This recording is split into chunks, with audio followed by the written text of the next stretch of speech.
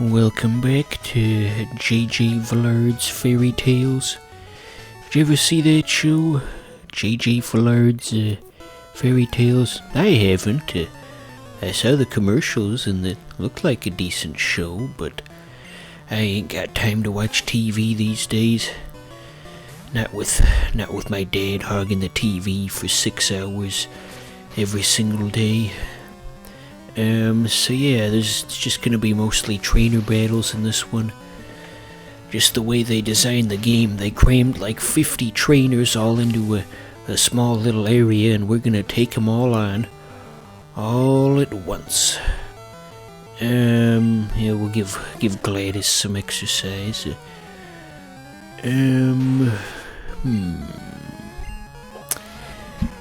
So, what's been going on in your neck of the woods, as Al Roker says? Did you ever see that episode of Seinfeld that had Al Roker in it, and he handed Elaine that copy of the TV guide that had his picture on it, and she looked down at the TV guide and then looked back up at him, and he was making the same face that he was making on the cover of the TV guide. That was pretty darn funny. Gosh, how old do you think Al Roker is these days, anyway? And the main map, that NPC that was talking to us kind of looked like Andrew WK. Looked like less like a hiker and more like a cool party dude in a tank top and party. Did you ever see that episode of Aqua Teen that had Andrew WK as a guest star? Yeah, me neither. I saw some clips of it on YouTube, though. Ooh. Mr. Enter learned poison powder. Gonna use that to put down all the haters out there. But for real, though, Bellsprout's special stat's actually quite good for where his level is. Significantly better than all of his other stats, and honestly, that's all he needs to get by. So good for you, Bellsprout. Good for you. Okay, this one's just got the one. It's Slowpoke. I think that's the first appearance of a Slowpoke on this channel. Correct me if I'm wrong. Good old Slow guy. Did they ever do any new evolutions of Slowpoke? I thought I saw something once where the... Whoops. And there he goes. Anyway, I thought I saw a thing about how the creature that bites on Slowbro's tail was gonna become a separate Pokemon all its own. Did they ever do that? All you Poke fanatics out there are gonna have to fill me in. I feel like they did that during the whole Mega Evolutions thing. I don't know, I would have been like 19 during that era of Pokemon, so I wouldn't have known. Wouldn't have been into that sort of stuff. I was just into, well, not much of anything. Gee, that's kind of a depressing thought, isn't it? I had no hobbies to speak of it. It's such a tender and important year in my life. Oh, how I envy the people who have hobbies. They've got a direction to go in life. They have interests in things like music and engineering and all that fancy stuff. They're interested in useful things that they can turn into careers that they can live off of. They don't just have to settle for a job that they despise just so they don't starve. What do you do in life when your interests aren't useful, when you're interested in something stupid and pointless like making Let's Plays? You can't make a career out of that. Not anymore. Oh, it's just a sorry state of affairs. How the hell am I gonna get by in life? This is getting weird. Let's just talk about Pokemon. That's what the people came for. They don't want all these... Wow, this is getting extremely repetitive. Didn't I say something about let's focus on Pokemon right as I was going over Nugget Bridge in a different episode? This all gets very repetitive, but that's to be expected considering how many episodes there are. You know, they say when a story goes on for too long, there's only two things that can happen. Either it starts to get repetitive or it turns into something completely different. And it seems we're going down the repetition route. Alright, so let's give that poison powder move away. Yeah. Stupid. What was I thinking? You can't use poison powder on a poison type. You can't fight a boxing match on the moon. There's no oxygen up there. And, well, that means there's no oxygen for him neither. That was a Family Guy skit I heard once, and for some reason it just stuck with me. You never can quite tell what your brain's gonna hang on to. There's no pattern to it. Yeah. You know, doesn't Bellsprout's head kind of look like a light bulb on it? Whoops, there he goes again.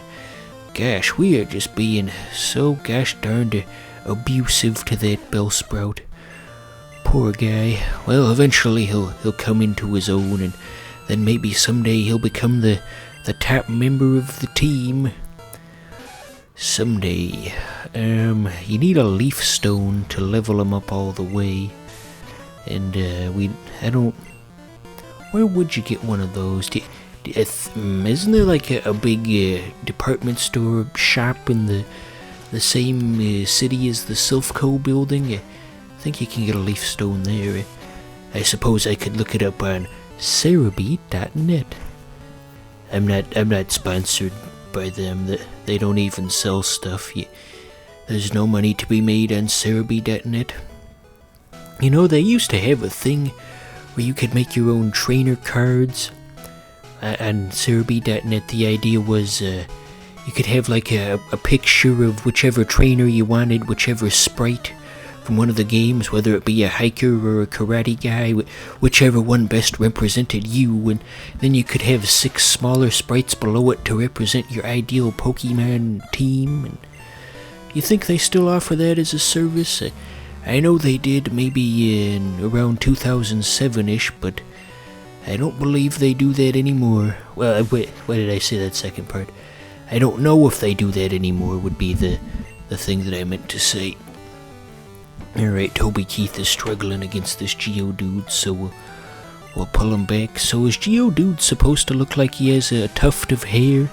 Was that the original intention? It looks like a greaser. Remember greasers? No, that was a thing like 60 years ago. Anyway, yeah, there was the greaser dogs from Cat Dog.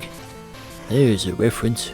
Lots of people know about Cat Dog, but I'd venture to say that very few people actually know anything about the show itself and who the characters were, aside from Cat Dog. Because you had Winslow, and you had Rancid Rabbit, and you had the Greaser Dogs, as previously mentioned.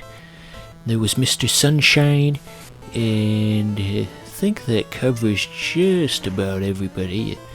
There were Cat Dog's parents from that one episode, the special that they did. And weren't they were neither cats nor dogs. It was like a Sasquatch and some other odd thing, and those were Cat Dog's parents. Gosh, I haven't seen that special in at least 20 years. I gotta look that up someday. I'm sure it's out there. Might be a bit tricky to find, but I can find it if need be. The internet has everything we could ever possibly need. All your episodes of Cat Dog out there. So, did you hear what that guy said? He said he's got a girl. That must be nice. I wouldn't know what that's like. Look at him with his little lame-ass 14 Rattata. He doesn't stand a chance. Is standing around thinking he's hot shit just 'cause he's got one of the most common Pokemon in the game. You ain't nothing. So yeah, Fury Attack and Leer is a solid combination, 'cause you can really push on the weakened defense when you've got the multiple hits. That's a strategy I wouldn't have understood as a wee lad playing Pokemon back in the day. I'd say I definitely understand the mechanics better, but that's really nothing to brag about in this simple children's game. I mean, you just mash the A button over and over again, and you can get probably at least 70% of the way through the game just by doing that. Because that's how most inexperienced players would play. They wouldn't really build a team necessarily. They would just kind of Uber out there. Well, I guess I should say that they would just use their starter in every battle to the point where it became super over-leveled. And you could just push your way through everything. So you'd have like a level 62 starter, and then everything else was just completely useless, like level 5 and level 10, just like little weak ones that you pick up along the way, and you hold on to them for too long, so that they're at the point where they're level 10 when the rest of the enemies in the game are at level 30, so then you can't level them up anymore, so then you just go back to using the starter, and the problem just kind of feeds on itself, and that's how the gap happens. So the rap move really keeps you from moving about. We're doing okay though with Wartortle's Iron Constitution. That was what other Pokemon facts are there? That's always my fallback thing to say.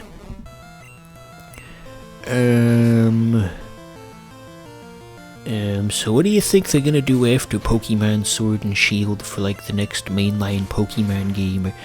Or you think they're gonna go back to catering to those disgusting hardcore Pokemon people and their near constant state of rage, or do you think they're gonna stay on the casual route?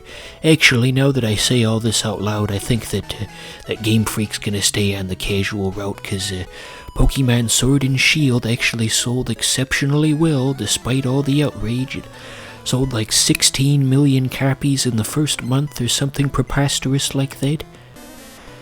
I guess since the overall pool of people who play video games is so much larger now than it used to be, that the numbers are a bit more inflated than they were in, say, 10-15 years ago, because, like I mentioned, I said it sold 16 million copies, and used to be that was just this insane, unreachable number, because I remember Grand Theft Auto San Andreas, it was in the Game Informer's top 5 best-selling games of the month every month for several years, and all of that amounted to reaching a total sales of like 17 million or something.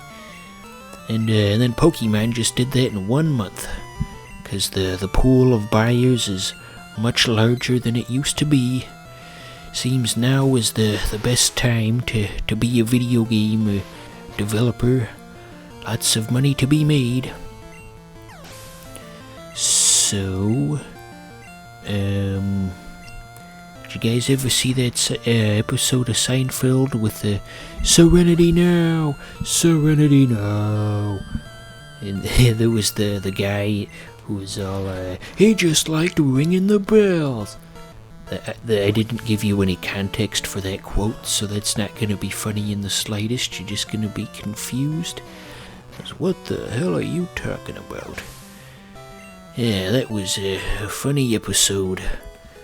Regular-ass TV doesn't have anything funny anymore. Now they just got a bunch of bland garbage for normies.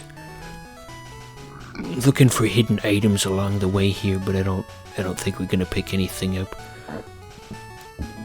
But yeah, the audience for regular-ass TV is so wide that it's very bland, I should say, because they don't want to hurt anybody's feelings in this huge group of people that includes all types of people. Somebody's going to get offended by something when a group's that large. It's just a matter of probability. But anyway, all the good stuff is on streaming services now where it's more specialized. You see, I was doing the funny thing where I pretended to leave Bill's house when he needed our help the most. There was a much funnier channel that did that exact same joke, except they went all the way in and they never came back to Bill's house. Just left him there trapped in the machine. Trapped forever. 1,000 eyes trapped forever. Eeper, Eeper. That was the Simpsons movie. Can you believe it's been 13 years since the Simpsons movie came out already? That just does not sound right, does it? We're all aging so rapidly. But in reality, though, my sense of time has just gotten so completely messed up. Feels like the last 3 years have all just been 1 year, and it's all been very repetitive. And hope that doesn't mean I'm suffering from brain damage or something.